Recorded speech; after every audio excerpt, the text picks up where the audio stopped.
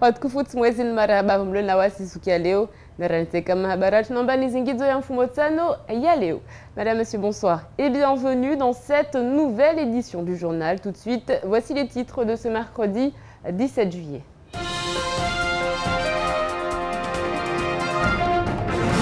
Et à la une de l'actualité, cette grande question: qui veut la peau de Martinez? C'est un nouveau coup dur pour le président de la Chambre de commerce et de l'industrie de Mayotte. 4 élus ont démissionné ce matin du bureau, obligeant ainsi de nouvelles élections. La préfecture a 2 mois pour les organiser. Autre actualité, le scénario catastrophe qui semble se confirmer du côté de Somagaz. Dès vendredi, normalement si la grève se confirme, il n'y aura plus de livraison assurée dans l'île. Les discussions se poursuivent. Demain, les salariés seront reçus à la DIECT. Et enfin, 3 jours après l'accident qui a coûté la vie à une petite fille du côté de Tsunzu, l'enquête se poursuit. Pendant ce temps, les autorités ne veulent pas laisser les choses en l'état. Les officiels étaient sur le lieu du drame cet après-midi. Ils ont annoncé des mesures. Je vous le disais en titre, c'est un véritable coup de tonnerre qui a retenti ce matin à la Chambre de commerce et de l'industrie de Mayotte. 4 membres du bureau ont décidé de démissionner. 4 membres sur 7, ce qui oblige donc la préfecture à organiser de nouvelles élections. Des élections qui tombent plutôt mal, puisqu'en ce moment, la Chambre se bat pour tenter de faire annuler la délégation de services publics accordée à la société Nel. Explication.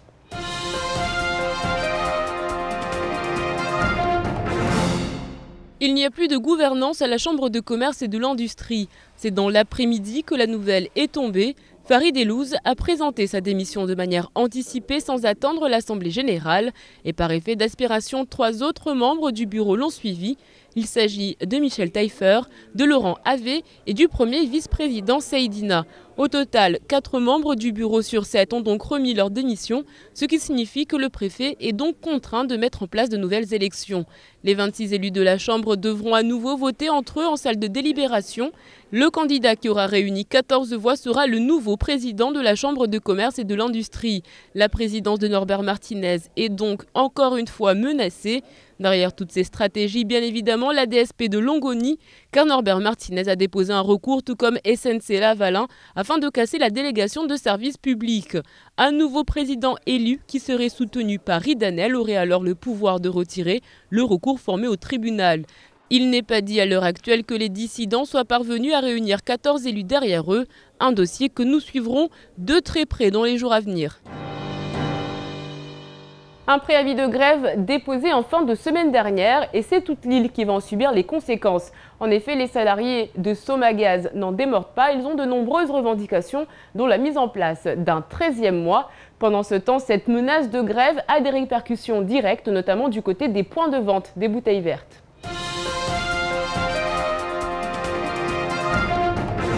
Les scènes se reproduisent un peu partout dans l'île depuis maintenant 2 jours. Des habitants à la recherche d'une bonbonne de gaz. Ramadan oblige, les livraisons sont adaptées pour distribuer toute l'île le plus régulièrement possible.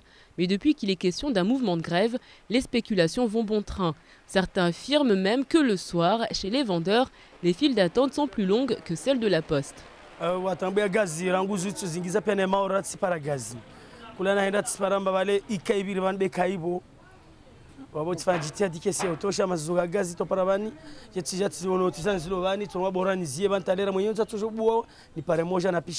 Marai yarharma problem mana wakati komba riziwa mbane karsu jwara rumiel gash ya mabako ya gashi kaya sifanya hazi bor law izunkuni tena rutumena bar parede igazi rufanya zituzatu.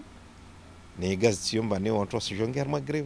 le mouvement social qui devait toucher les 2 sociétés, à savoir Sigma et Somagaz, ne concernerait que le secteur de livraison, à savoir la seconde entreprise, mais sans service minimum mis en place dans le secteur privé. Quand bien même la production ne s'arrêterait pas, les bouteilles demeureront sur place.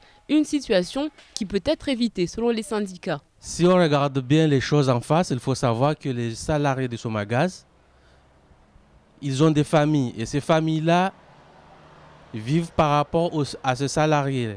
Si ces salariés-là, ils n'ont pas le salaire qui convient, comment voulez-vous que la famille puisse se nourrir convenablement?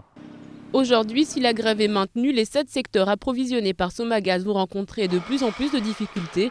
C'est pourquoi la direction de l'entreprise souhaite à tout prix enrayer le mouvement, expliquant notamment que les nombreuses revendications des salariés comme la mise en place d'une mutuelle sont déjà prises en compte et qu'avec la signature il y a quelques semaines de la convention collective, d'autres points vont être améliorés. En attendant, demain, les salariés sont attendus à la DIECT pour une discussion. Scandale chez les pompiers sur fond de corruption. Des petits arrangements entre amis qui vont parfois très loin puisqu'ils impliquent des jeunes filles. Le colonel Edmond Soriba a signalé ces faits au procureur de la République. Les explications de Roman Delahaye et Abbas Alidi.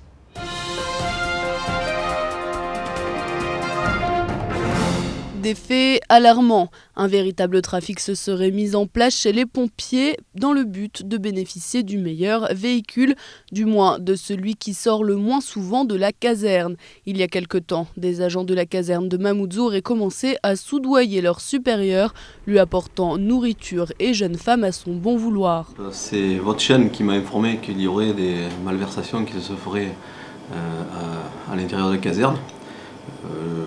Je pense que c'est une personne anonyme qui a signalé ces faits. Donc j'ai été tellement surpris et compte tenu de la gravité de ce qui a été dit que j'ai immédiatement effectivement informé mes autorités et surtout informé le procureur de la République de ce que cette personne avait signalé en confidentiel à votre chaîne. Informer le procureur de la République, c'est en effet ce qu'impose l'article 40 alinéa 1 du Code de procédure pénale à tout officier public ou fonctionnaire qui, dans l'exercice de ses fonctions, acquiert la connaissance d'un crime ou d'un délit. Pourtant, lorsque la rédaction de Kwesi a contacté le colonel Soribas concernant ces faits, il a aussitôt confirmé avoir connaissance de ceux-ci, mais aussi de bien d'autres, notamment en ce qui concerne la caserne de Petite Terre. Moi, j'ai rien à dire. Je pense qu'il y a une enquête qui va être diligentée, je l'espère, tout au moins. Et puis, c'est à mes collègues de la police de faire leur travail, de manière à ce que les choses soient éclaircies le plus vite possible. Parce qu'en ce moment, il est clair qu'avec les agissements de certains et le comportement d'autres, le service incendie a besoin de retrouver toute sa sérénité, ce qui n'est pas le cas aujourd'hui. Une enquête qui devrait en effet permettre de remettre les choses en place et de punir les coupables. Les faits reprochés sont graves, ils ne doivent pas rester impunis. 3 jours après le dramatique accident qui a coûté la vie à cette petite fille de 10 ans du côté de Tsundzou, l'émotion est toujours aussi forte. Dans l'après-midi, les représentants de l'État, la mairie de Mamoudzou, mais également l'ADEAL et les forces de l'ordre se sont rendus sur les lieux de l'accident. Il était question d'annoncer des mesures concrètes et ce, afin que ce genre de drame ne se reproduise plus. Zakaria Amam était sur place.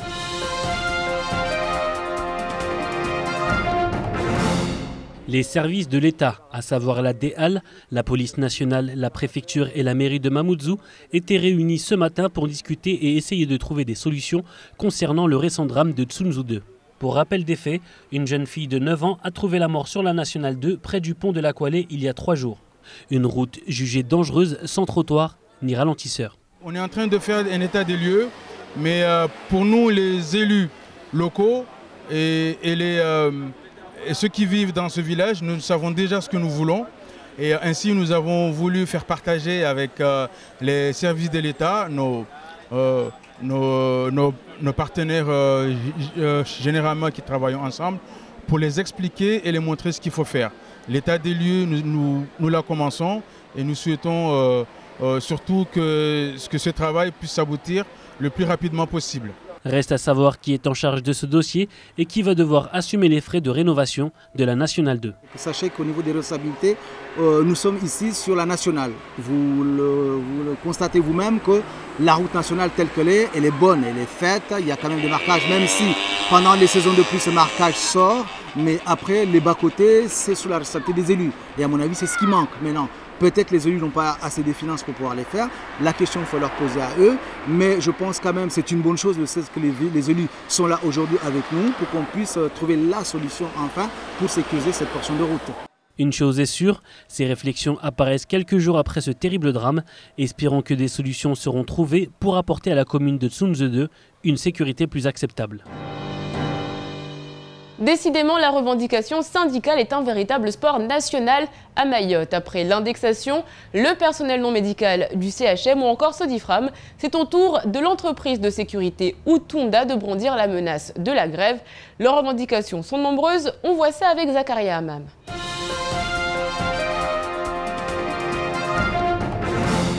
Après l'indexation ou encore Sodifram plus récemment, c'est au tour de Outunda qui assure la sécurité de ce dernier de se lancer dans une guerre interne.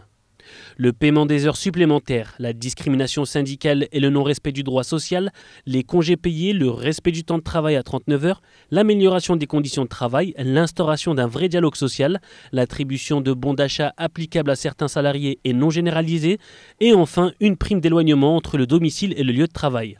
Autant d'éléments qui ont poussé les délégués syndicaux à déposer un préavis de grève qui n'aura pas mobilisé les foules. C'est plus un problème avec le délégué syndical pour l'instant. On attend de voir un petit peu demain matin au niveau du personnel qui va suivre et comment ça va se passer. Pour l'instant, on n'a pas vraiment d'éléments. Toutes les heures, ça change. Aussi bien le motif de grève que les événements, les personnes qui vont se rattacher ou non à ce mouvement. Et on est parti sur une bonne voie de dialogue social en ce qui nous concerne, nous la direction. Un préavis de grève a été déposé par les syndicalistes dès lundi, mais le mouvement s'est essoufflé, laissant place à d'éventuelles négociations entre la direction et les délégués syndicaux. Mais finalement, la grève est maintenue. Chaque année, c'est le même refrain, on part en vacances, on part définitivement de Mayotte et on décide de laisser son animal de compagnie sur place. Cela donne lieu à de nombreux abandons et donc à la prolifération des chiens errants, notamment une problématique qui s'intensifie avec le temps. Romain Delahaye et Abbas Alidi.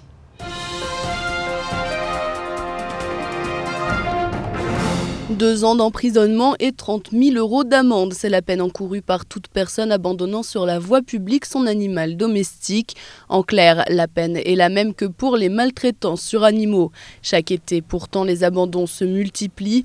Départ en vacances, cadeaux de Noël devenus encombrants. À Mayotte, le phénomène est accentué par les nombreuses mutations. Aucun résident, même temporaire, ne peut dire qu'il n'est pas au courant de ce qui va arriver à ces animaux abandonnés.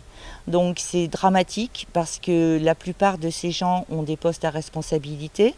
Je ne vais pas incriminer telle ou telle partie de catégorie professionnelle qui fait ça, mais en attendant, ces gens sont censés donner l'exemple, sont censés éduquer d'autres personnes et malheureusement on assiste à des abandons. D'autant que si l'organisation d'un déménagement peut toujours être compliquée et comprendre son lot de surprises, des solutions peuvent être trouvées pour simplifier les démarches. Des familles d'accueil provisoires peuvent par exemple prendre en charge les animaux avant de les renvoyer en métropole, une fois la nouvelle installation effectuée. Il faut que l'animal suive. Il n'y a aucune raison pour que l'animal qui a rempli son devoir pendant plusieurs années de gardiennage de maison n'ait pas la chance de pouvoir poursuivre sa vie au cœur de sa famille. C'est inadmissible.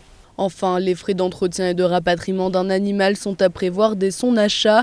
L'identification et les vaccins sont obligatoires pour tout animal de compagnie. L'association est néanmoins prête à aider financièrement des propriétaires qui éprouveraient des difficultés pour le rapatriement de leur animal. Bientôt, peut-être pour éviter l'euthanasie des animaux errants, l'association Gueule d'Amour pourra ouvrir un refuge. Pour cela, elle est à la recherche d'un terrain. Allez, tout de suite, c'est l'heure de faire un tour d'horizon du reste de votre actualité dans votre journal.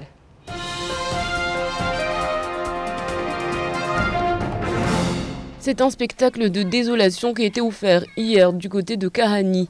Matelas, frigidaires, tôles abandonnés. Les habitants du quartier Kosovo sont pour la plupart partis. Occupants de ces bangas construits en toute illégalité depuis plus de 2 ans, la mairie de Ouangani les avait priés de quitter les lieux. Un projet de lotissement est en effet dans les cartons. Les habitants, pour la plupart en situation irrégulière, passent de quartier en quartier, une situation qui dure depuis une dizaine d'années. Aujourd'hui, les anciens Kosovars sont un peu plus en hauteur dans un nouveau quartier intitulé Tsakubali. La police municipale, elle, serait venue recenser tous les anciens du quartier, une situation qui se délocalise mais qui persiste. Hier, au cours de l'audience du tribunal correctionnel, un homme était accusé d'avoir volé régulièrement de l'essence de véhicule en siphonnant les réservoirs à l'aide d'un tuyau et d'un jerrycan. Le tribunal a condamné l'homme à 4 mois de prison ferme. Et surprise, il ne s'agissait pas d'un inconnu, mais du chanteur Combo, qui avait défrayé la chronique il y a quelques mois après avoir poignardé sa femme à plusieurs reprises après une dispute conjugale.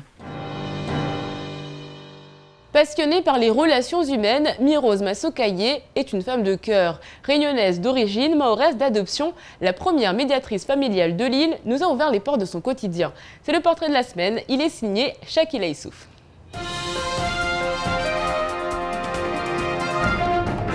C'est en 2000 que Mirose Massokaye arrive pour la première fois sur le territoire. Accueillie par une famille musulmane, elle découvre la simplicité, l'accueil et la solidarité des Mahorais. Ainsi, elle est restée fidèle à Mayotte. Ici, on l'appelle Mimou. De l'île au parfum à La Réunion, elle a su créer un pont de dialogue entre les deux îles. Comme j'ai la fibre sociale très vive depuis toujours, et je disais que c'était vraiment un grand bien pour les familles mahoraises qui non seulement sont en situation de rupture, mais aussi en difficulté, je veux dire, financière. Et c'était vraiment pour ces familles-là un grand réconfort.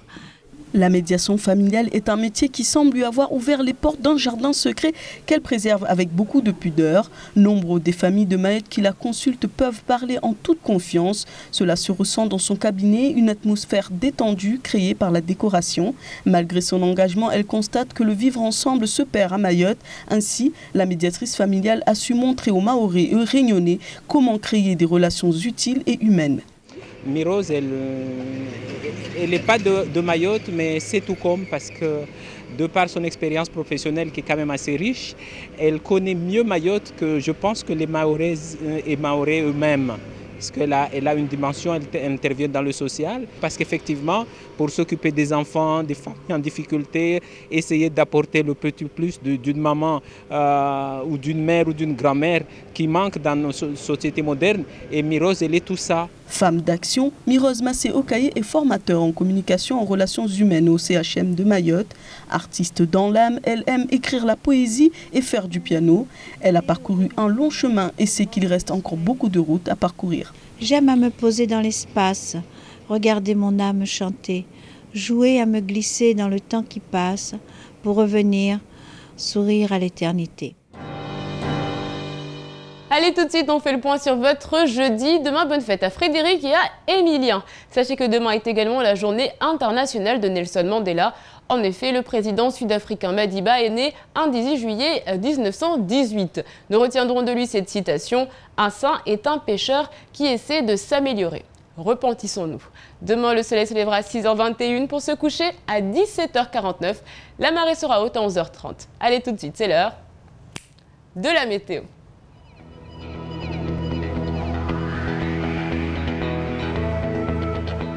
Du côté de la météo, demain matin, le temps sera bien ensoleillé malgré quelques passages nuageux. Le vent soufflera de 20 à 30 km/h jusqu'à 40 km/h de secteur sud. La mer sera peu agitée au vent. Il fera 22 degrés à Trévani, 24 à Mamoudzou. Dans l'après-midi, beaucoup de nuages. Le temps sera beaucoup plus couvert. Nous l'aurons donc compris. Comptez 26 degrés à Bouéni et 28 à Bandjélé.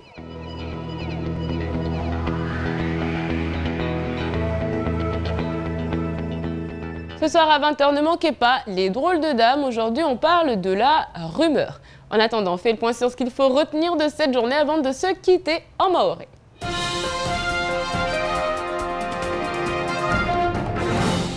Vankamir mwambiano li jumbal sheli hauna ubahazazi hun maure lokal sena kalsina tena nahuda ujobingal jahaza hewe komba habari ripara ujiola leo amba uvuvu waungia hewe komba mengoni na madoma na wapara saba jauleni basi bwana Farid Eluz nuwaya tekeleza amba sizi ya mkataba hazwahe asila wa haruma udomana tugwe komba ishangiza hewe komba wararu wangina rahae madomana nede bwana Michel Taifer Laura Have vuna bwana Saidina wanwa wajaune wa mdungu amba wasizia mkataba wa hazao watowe leo zikemba za udwamana wa ilishambro ya commerce leo tunguzini sijwamba madza ina wakati del jumbalini nilio na tashaushi yengi leo karkia rahamba bwana Norbert Martinez anaonekana msimaizi akamtekelezeni amba waye akutali wazie mkataba hazwa waregea nyuma mpaka tutata na mkini alawa harma ishiri ya uraisi bileo yeba tunguzini pia yeba zini nzia za makatidio hata wa mtu wa mtieringa leo bwana Norbert Martinez raha karsijwa mana tunguzini zina uvuvu van kama za para raha hiwe kwamba tiani leo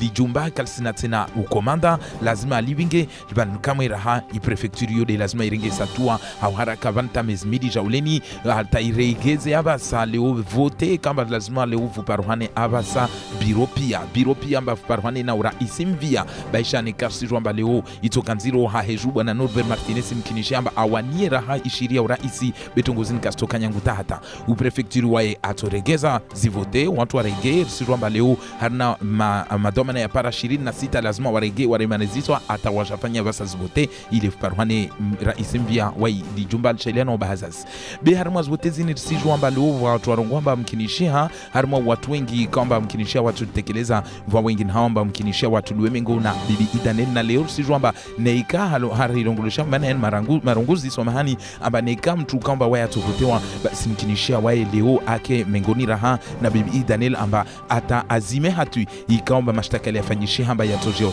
tia utashaushi leo mpangio wa bandari ya Lungoni tongozini za hudunga mana zinamuru kweli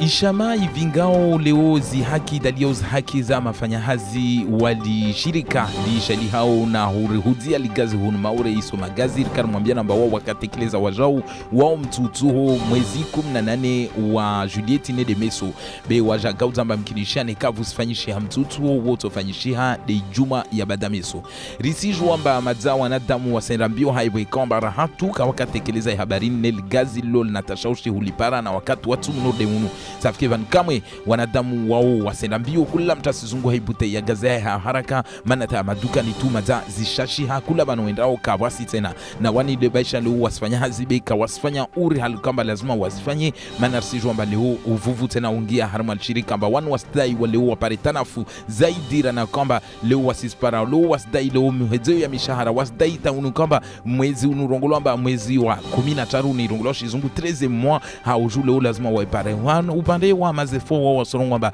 nyangusu kuvatua mhono mkatabani irungulo convention collective vatongonye ngamba wao watu spara safiki wasikina taradudi beyeba wanu wao watoelewa haiwe kwamba wao mkinishia meso la hikiwa hanuma jumba la dekti vufanyishie mahadisi be hauju kawasami namba vatongo itoshina ifanyishia hamba tamkini watalie mtutu honu bersi jwamba tu wakati watu mnorde hunu mtu najitarishe mananeka wanu mafanyahazi waligazi wangia haruma mtutu babu tashaushi mkinishia rumia dezikuni au de sharbo I ajali ya hijiri hanuma dagula tunzu kweli sijwa amba ini raha ina usikitivu ini watu wengi raha wanahamu watu wengi raha wanahasira leo wan maduamana wa serikali ya daula sijwa hunu maure prefecture vole raha yo na ilameri ya momoju van kama hiyo ifungata na raha leo waremana zitwa asubuhi ya leo hauzungu hamashwara hewe kamba leo kweli risijwa amba mavaren hatu tu hunu maure kavasimu hifadhi wa timu uru mavareni yangina nor fanantabule au harama sfaranta za monzi wanu waangalia watundu wasijwa leoto amba lazima avuke mhifadhi wa harma mavare safike watu wanware manazitwa amba mkinishia wajaze mpangio ya hujotia vo mipangio ya hujorengeleza mavare vahano lazima wanadamu wabire wanatawashie nekande hurengeleza hutia mwengeini kamba watu deizia watu au deiendesa watu leude hutia zini zirongolo trottoir vahano kamba lazima wanadamu ashie mfano amba leo kula gari mvinga gari lazima mfano astehi tongo norde zizo safike wanwa ujolia jiola leo wakahe harma dagola tunzu